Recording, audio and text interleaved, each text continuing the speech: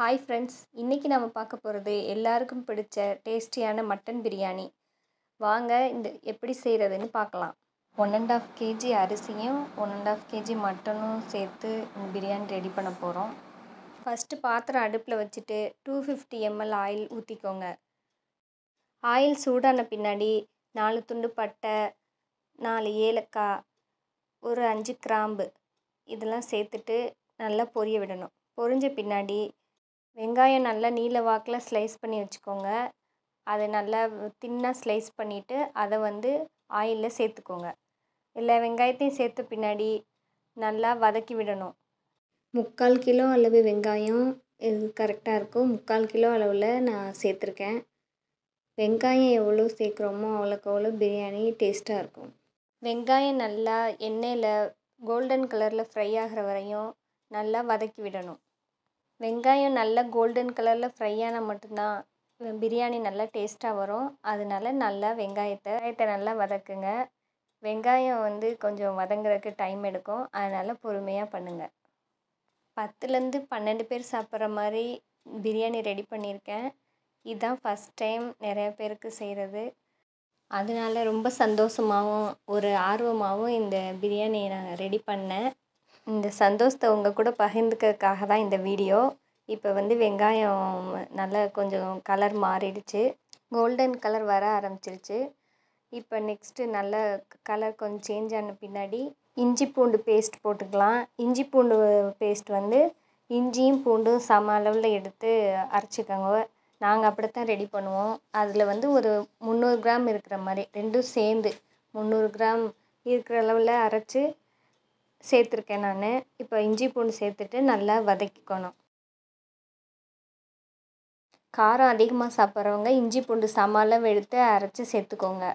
காரம் கம்மியாக சாப்பிட்றவங்க பூண்டு 100 கிராம் எடுத்தாக்கா இஞ்சி 75 கிராம் அந்த ரேஷியோவில் எடுத்து அரைச்சி சேர்த்துக்கோங்க. பொதுவாக பிரியாணிக்கு கொஞ்சம் காரம் அதிகமாக இருந்தால் தான் நல்லாயிருக்கும். அதனால தான் நான் சம அளவில் எடுத்து அரைச்சி சேர்த்துருக்கேன். உங்கள் காரத்துக்கு தகுந்த மாதிரி இஞ்சி பூண்டு ரேஷியோ கூட்டி குறைச்சி சேர்த்துக்கோங்க. இஞ்சி பூண்டோட பச்சை வாசனை போகிற அளவுக்கு நல்லா வதக்கி விடுங்க. சீக்கிரம் வதங்குறதுக்காக கொஞ்சம் கல்லுப்பு ஆட் பண்ணி நல்லா வதக்கி விட்டுக்கலாம். உப்பு சேர்த்து வதக்கும்போது அடியிலையும் உங்களுக்கு பாத்திரத்தில் ஒட்டாது. வதங்கும்போது கொஞ்சம் சீக்கிரமாகவும் வதங்கி வரும். அதுக்காக தான் உப்பு சேர்த்து நல்லா வதக்குறோம். ஒரு நிமிஷத்துக்கு நல்லா வதக்கி விட்டுக்கோங்க. நல்லா வதங்கின பின்னாடி மிளகாத்தூள் ஆட் பண்ணணும். நான் காஷ்மீரி சில்லி சேர்த்து அரைச்சி மிளகாத்தூள் ஆட் பண்ணியிருக்கேன். ஒரு 2 ஸ்பூன் மிளகாத்தூள் ஆட் பண்ணிக்கணும். அந்த எண்ணெயிலே நல்லா வதங்குற மாதிரி நல்லா மிக்ஸ் பண்ணி விடுங்க. மிக்ஸ் பண்ணி விட்டுட்டு நெக்ஸ்ட்டு புதினா 2 கைப்பிடி அளவு 2 கைப்பிடி அளவு புதினா சேர்த்துக்கணும். அடுத்து கொத்தமல்லி தழையும் அதே மாதிரி 2 கைப்பிடி அளவு சேர்த்து நல்லா வதக்கி விட்டுக்கோங்க. எண்ணெயிலே வதங்குற மாதிரி புதினா கொத்தமல்லி ஃபஸ்ட்டே சேர்க்குறது எதுக்குன்னா அதோட வாசம் நம்ம சாப்பிட்ற வரையும் இருக்கும். அது நல்லாயிருக்கும் பிரியாணிக்கு. அதுக்காக தான் எண்ணெயிலே சேர்த்து வதக்குறோம். புதினா கொத்தமல்லி வதங்கின பின்னாடி நீல வாக்கில் நான் தக்காளி ஸ்லைஸ் பண்ணி வச்சுருக்கேன். 600 கிராம் தக்காளி, 5 பச்சை மிளகாய் எடுத்து வச்சுருக்கேன். இப்போ பச்சை மிளகாய் ஆட் பண்ணிக்கலாம். பச்சை மிளகாய் ஆட் பண்ண பின்னாடி தக்காளியும் நெக்ஸ்ட் ஆட் பண்ணிக்கோங்க. ஏற்கனவே மிளகாத்தூள் 2 ஸ்பூன் ஆட் பண்ணியிருக்கோம். அதனால் நான் 5 பச்சை மிளகாய் சேர்த்துருக்கேன். உங்களுக்கு காரம் எப்படி அதிகமாக வேணும்னா இன்னும் நீங்கள் எக்ஸ்ட்ரா 2 மிளகாய் கூட சேர்த்துக்கலாம். ஸ்லைஸ் பண்ணி இதில் நான் சேர்த்துருக்கேன். 600 கிராம் சரியாக இருக்கும். தக்காளி இந்த எண்ணெயிலே கொஞ்சம் நல்லா வதங்குற மாதிரி நல்லா கொஞ்சம் கிளறி விடணும். கொஞ்சம் நல்லா தக்காளி வதங்கின பின்னாடி கொஞ்ச நேரம் நம்ம சிம்மில் வச்சு கொஞ்சம் நேரம் மூடி போட்டு மூடி வைக்கணும். நானும் என் ஹஸ்பண்டும் சேர்ந்து தான் இந்த பிரியாணி ரெடி பண்ணோம். அவங்க எனக்கு ஹெல்ப்ஃபுல்லாக இருந்தாங்க. எப்போயுமே நம்ம தனியாக வேலை செய்யும்போது நமக்கு தோணும் யாராவது இருந்தால் நல்லாயிருக்குமே அப்படின்னு. அது மாதிரி தான் எனக்கும் ரொம்ப சந்தோஷமாக இருந்துச்சு. நீங்கள் யார் யாரெல்லாம் அந்த மாதிரி ஃபீல் பண்ணியிருக்கீங்கன்னு மறக்காமல் கமெண்ட்டில் சொல்லுங்கள். நெக்ஸ்ட்டு தயிர் சேர்க்கணும். தயிர் ஒரு 250 ml சேர்த்தா கரெக்டாக இருக்கும். தயிர் சேர்த்துட்டு நல்லா அந்த மிக்ஸ் ஆகிற மாதிரி அந்த மசாலாவோட நல்லா மிக்ஸ் ஆகிற மாதிரி நல்லா கலந்து விடணும். தயிர் நம்ம ஊற்றிருக்கிறது நல்லா கலந்து விட்டு அதோட ஒயிட் பார்ட்டிகிள்ஸ் தெரியாத அளவுக்கு நல்லா மிக்ஸ் பண்ணணும். மிக்ஸ் பண்ணி கலந்து விடணும். நெக்ஸ்ட்டு மசாலாக்கு தேவையான உப்பு நம்ம சேர்க்கணும். ஏற்கனவே வெங்காயம் வதங்கும்போது உப்பு சேர்த்துருக்கோம். அதனால் பார்த்து கொஞ்சம் சேர்த்துக்கோங்க. நல்லா கொஞ்சம் கிளறி விட்டுட்டு இப்போ நம்ம மூடி போட்டு கொஞ்சம் நேரம் தக்காளி நல்லா வதங்குறதுக்காக மூடி போட்டு மூடிடணும். அடுப்பை சிம்மில் வச்சு ஒரு 10 நிமிஷம் தக்காளி வதங்குறதுக்காக மூடி போட்டு மூடிடுங்க. அப்புறம் நெக்ஸ்ட்டு 10 நிமிஷம் கழித்து ஓப்பன் பண்ணி அதில் நான் கசகசா, மிளகு, ஜீரகம் சேர்த்து அரைச்ச மசாலா 1 ஸ்பூன் வந்து சேர்த்துக்கணும். இஞ்சி, பூண்டு இதெல்லாம் சேர்த்து வதக்கும் போதே இந்த மசாலாவும் சேர்த்து வதக்கிடுங்க. நான் வந்து அப்போ தான் அரைச்சேன், அதனால் இப்போ சேர்த்துருக்கேன்.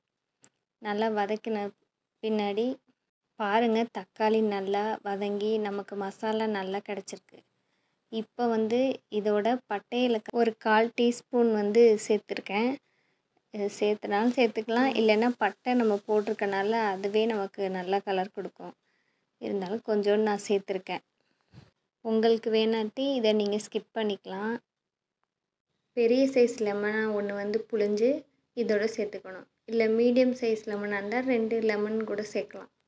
சேர்த்துட்டு நல்லா ஒரு மிக்ஸ் கொடுத்துக்கோங்க. நல்லா ஒரு மிக்ஸ் கொடுத்துட்டு மூடி போட்டு மூடி வச்சுருங்க ஒரு 5 நிமிஷத்துக்கு. அடுப்பு சிம்லே இருக்கட்டும் ஒரு 5 நிமிஷத்துக்கு. திரும்ப மறுபடியும் ஓப்பன் பண்ணி ஒரு மிக்ஸ் கொடுத்துக்கோங்க. 1.5 கிலோவில் உள்ள மட்டனை நல்லா வாஷ் பண்ணி க்ளீன் பண்ணி எடுத்துக்கோங்க. அதோட இஞ்சி பூண்டு பேஸ்ட் 1 ஸ்பூன், தயிர் 4 ஸ்பூன், உப்பு கொஞ்சம் சேர்த்து நல்லா மிக்ஸ் பண்ணி விட்டுட்டு குக்கரில் ஒரு 4 விசில் வச்சு நான் எடுத்து வச்சுருக்கேன். இப்போ வேக வச்ச கறியை இந்த மசாலா மிக்ஸோடு நம்ம சேர்த்துக்கலாம்.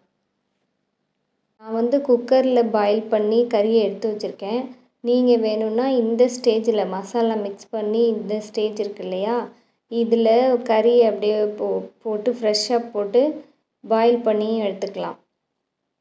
பாயில் பண்ணும்போது ஃப்ரெஷ்ஷான கறியை இதில் போட்டு அப்படியே நீங்கள் ஒரு 20 மினிட்ஸுக்கு சிம்லே விட்டுட்டிங்கன்னா அந்த கறி வந்து வெந்துடும். நம்ம கறி வாங்கும்போது ஃப்ரண்ட் லெக் பீஸ் அப்படின்னு சொல்லி கேட்டு வாங்கணும். ஃப்ரண்ட் லெக்கில் கொடுங்க அப்படின்ற மாதிரி கேட்டு வாங்கணும். அந்த கறி தான் நல்லா சாஃப்டாக நல்லாயிருக்கும். நான் வந்து கொஞ்சம் டைம் இல்லாதனால குக்கரில் வச்சு நான் ரெடி பண்ணி எடுத்திருக்கேன். நீங்கள் இதிலே வேக வச்சிங்கன்னா இன்னும் டேஸ்ட்டு நல்லா வரும் உங்களுக்கு. இப்போ ஒரு நல்ல மிக்ஸ் கொடுத்துக்கோங்க. நல்லா மிக்ஸ் கொடுத்த பின்னாடி பாருங்கள், கலர் நல்லா நமக்கு வந்திருக்கு. இப்போ நல்லா மிக்ஸ் கொடுத்த பின்னாடி ஒரு மூடி போட்டு ஒரு 10 மினிட்ஸுக்கு ஒரு பாயில் வர வரைக்கும், ஒரு கொதி வர வரைக்கும் நம்ம மூடி வச்சுக்கலாம். மூடி வச்சு நல்லா ஒரு கொதி வரட்டும். கொதி வந்த பின்னாடி தண்ணி இதில் ஆட் பண்ணிக்கலாம். தண்ணி நான் சேர்த்த கிளிப்பிங் வந்து மிஸ் ஆயிடுச்சு, சாரி. அதனால் நான் இப்போ அளவு உங்களுக்கு சொல்கிறேன். 1 டம்ளர் அரிசி எடுத்தாக்கா 2 டம்ளர் தண்ணி ஆட் பண்ணணும். நான் ஆல்ரெடி குக்கரில் கறியை வேக வச்சனால அதில் ஒரு 2 டம்ளர் அளவுக்கு இருக்கும். நான் வந்து 6 டம்ளர் அரிசி 1.5 கிலோவுக்கு 6 டம்ளர் அரிசி என்னோடய படியில் வந்தனால 6 டம்ளருக்கு 12 டம்ளர் தண்ணி ஊற்றணும். நான் வந்து 8 டம்ளர் தண்ணி ஊற்றிருக்கேன். மசாலாவில் நம்ம மிக்ஸ் பண்ணி வேக வச்சோம் இல்லையா, மசாலா வதங்குச்சு இல்லையா, அது ஒரு 2 டம்ளர் கணக்கு வரும். நம்ம குக்கரில் கறியை பாயில் பண்ணது அது ஒரு 2 டம்ளர், மொத்தமாக 12 டம்ளர் தண்ணி வந்து சேர்க்கணும். நீங்கள் அந்த மிக்ஸ் பண்ணும்போது மசாலா மிக்ஸ் பண்ணுறீங்க இல்லையா, அது பார்த்து கொஞ்சம் கரெக்டாக சேர்த்துக்கோங்க. தண்ணி அதிகமாக போயிட்டாக்கா குழஞ்ச மாதிரி ஆகிடும். அதனால் கொஞ்சம் கம்மியாக வச்சாலும் கொஞ்சம் கரெக்டாக வந்துடும். அதனால் நீங்கள் பார்த்து கவனமாக 1 டம்ளர் அரிசிக்கு 2 டம்ளர் அப்படிங்கிற ரேஷியோவில் தண்ணி வந்து சேர்த்துக்கோங்க. அரிசி வந்து நான் இந்த வேலை தாளிக்க ஸ்டார்ட் பண்ணும்போது தான் ஊற வச்சேன், ஓகேங்களா. அந்த டைம் ஊறினாவே போதும் நமக்கு அரிசி. அதனால் நீங்கள் தண்ணியை நல்லா வடிச்சிட்டு கொதி வரும்போது அரிசியை சேர்த்துக்கோங்க. அரிசியை சேர்த்துட்டு ரொம்ப நேரம் கிளறக்கூடாது, அரிசி உடைய ஆரம்பிச்சிடும். அதனால் அரிசியை சேர்த்துட்டு லைட்டாக ஒரு மிக்ஸ் கொடுத்துட்டு நாம் மூடி போட்டு மூடி வச்சிடணும். அதை லைட்டாக நமக்கு கொதி வரும்போது நம்ம ஓப்பன் பண்ணி பார்த்துக்கலாம். மூடி போட்டு மூடி ஒரு 10 நிமிஷம் அப்படியே விட்டுருங்க. நெக்ஸ்ட்டு திரும்ப ஓப்பன் பண்ணி ஒரே ஒரு கிளறு லைட்டாக ஒரு தடவை கீழேருந்து மேலே இப்படி அரிசியை எடுத்து விடுங்க. அது மாதிரி ஒரு மிக்ஸ் கொடுத்துக்கணும். ஒரு 10 நிமிஷம் கழித்து திரும்ப ஓப்பன் பண்ணி பார்த்தாக்கா ஒரு கொதி வரும். அதுக்கப்புறம் நம்ம திரும்ப மூடி வச்சு நல்லா அது பாயில் ஆகிற மாதிரி நம்ம கொஞ்சம் நேரம் அப்படியே விட்டுறணும். நமக்கு அந்த தண்ணியும் அரிசியும் ஈக்குவலாக லெவலாக இருக்கிற மாதிரி பார்த்துக்கணும். அப்படி இருந்தாக்கா கரெக்டாக நமக்கு பிரியாணி கரெக்டாக நல்லா உதிரி உதிரியாக ரெடியாகி வந்துடும். 10 நிமிஷத்துக்கு அப்புறம் நம்ம திரும்ப ஓப்பன் பண்ணி பார்க்கும்போது நல்ல அரிசி பாயில் ஆகி தண்ணிலாம் உறிஞ்சி இந்த கன்சிஸ்டன்சியில் நமக்கு பிரியாணி ரெடி ஆகிருக்கு. இப்போ அப்படியே ஒரு அடியிலேருந்து கரண்டியில் ஒரே ஒரு பெரட்டு கீழேருந்து மேலே அப்படியே திருப்பி விடணும்.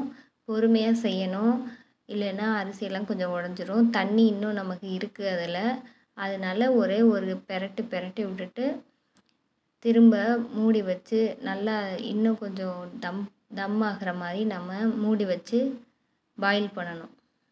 ஏன் நம்ம இந்த ஸ்டேஜில் ஒரு கிளறி விட்றோன்னா அடியில் நமக்கு தீஞ்சிடாமல் கொஞ்சம் அடி பிடிக்காமல் கரெக்டாக இருக்கும். அதுக்காக தான் நம்ம இப்படி ஒரு பெரட்டி விட்றோம். அந்த மாதிரி பெரட்டி விட்டுட்டு லெவல் பண்ணி நல்லா ஈக்குவலாக எல்லா பக்கமும் சாப்பாடு இருக்கிற மாதிரி நடுவில் அடியில் பிடிக்காமல் இருக்காக நடுவுலையும் ஒரு இது பண்ணி ஒரு மிக்ஸ் கொடுத்துட்டு ஈவனாக ரைஸு எல்லா பக்கமும் இருக்க மாதிரி லெவல் பண்ணிவிட்டு திரும்ப மூடி வச்சிடணும். ஒரு 10 நிமிஷத்துக்கு 10 மினிட்ஸ்க்கு அப்படியே விட்டுருங்க. அப்படியே விட்டுட்டு திரும்ப நம்ம ஓப்பன் பண்ணி அரிசி வெந்திருக்கா இல்லையா அப்படின்னு சொல்லி பார்க்கணும். ஆஃப் பாயில் வந்த பின்னாடி நல்லா தட்டு போட்டு மூடி வச்சு தம்மில் போட்டுறணும். மேலே ஒரு பாத்திரத்தில் நல்லா தண்ணி நிறையா பிடிச்சி இதோட ஆவி வெளியே போகாத அளவுக்கு நல்லா தட்டு போட்டு மூடி அது மேலே ஒரு பாத்திரத்தில் தண்ணி வச்சு வைக்கணும். அப்போ தான் நமக்கு அதோட ஆவி வெளியே போகாமல் நல்ல ரைஸ் குக்காகி நமக்கு கிடைக்கும். ஃப்ரெண்ட்ஸ் சர்க்கிளில் கொடுக்குறதுக்காக தான் இந்த பிரியாணி ரெடி பண்ணது.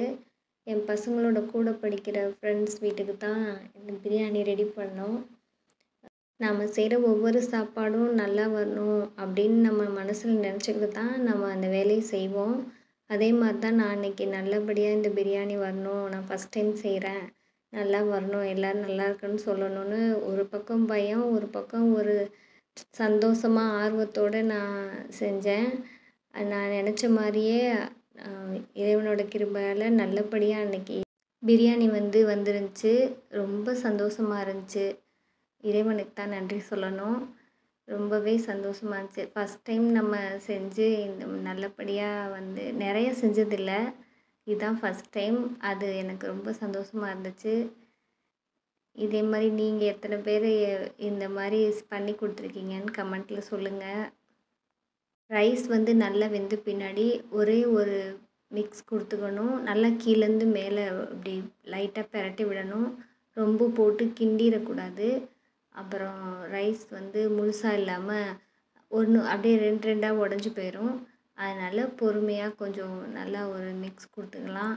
கொடுத்துட்டு அதை நல்லா ஈவனாக லெவல் பண்ணி நம்ம இது பண்ணி வச்சுக்கலாம். எல்லாருமே அன்றைக்கி சாப்பாடு நல்லா சூப்பராக பண்ணியிருக்கீங்க அப்படின்னு சொல்லி பாராட்டினாங்க. அது ரொம்ப சந்தோஷமாக இருந்துச்சு. எல்லாருக்கும் கொடுத்து அனுப்பிட்டு நாங்களும் சாப்பிட்டோம்.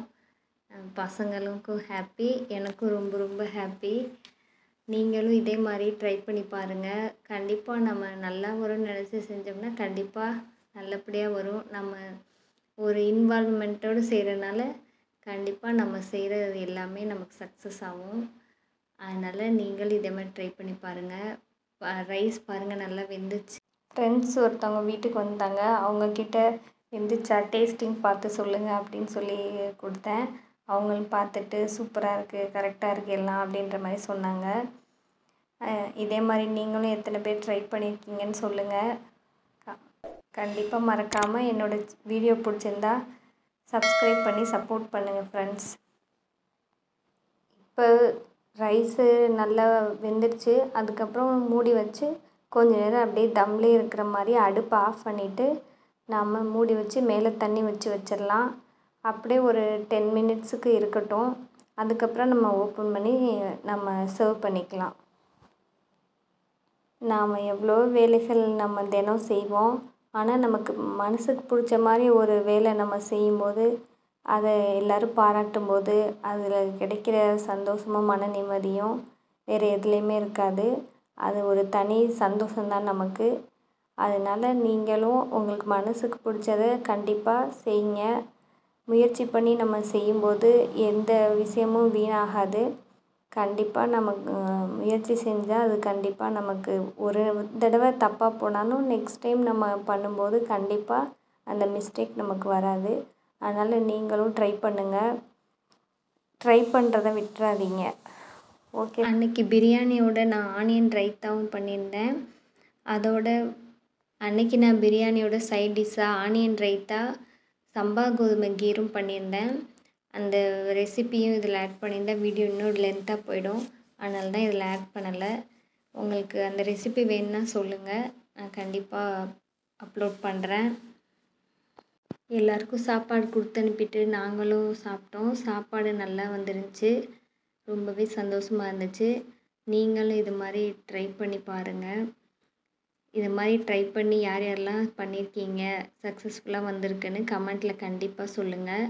இப்போது ஒரு 10 மினிட்ஸ் நம்ம அப்படியே அடுப்பு ஆஃப் பண்ணிட்டு தம்மில் விட்டுருந்தோம். இப்போ அதை ஓப்பன் பண்ணி நம்ம பார்க்கலாம். பாருங்கள், பிரியாணி நல்லா ரெடியாகி நமக்கு வந்திருக்கு. ரொம்பவே சூப்பராக ரெடியாக இருக்குது. நல்லா உதிரி உதிரியாக நல்லபடியாக சூப்பராக டேஸ்ட்டாக வந்துருந்துச்சு பிரியாணி. அது செஞ்சதில் எனக்கு ரொம்ப ரொம்ப சந்தோஷம். நீங்களும் இதே மாதிரி ட்ரை பண்ணி பாருங்கள். ட்ரை பண்ணிவிட்டு எப்படி வந்துச்சுன்னு கண்டிப்பாக சொல்லுங்கள் கமெண்ட்டில்.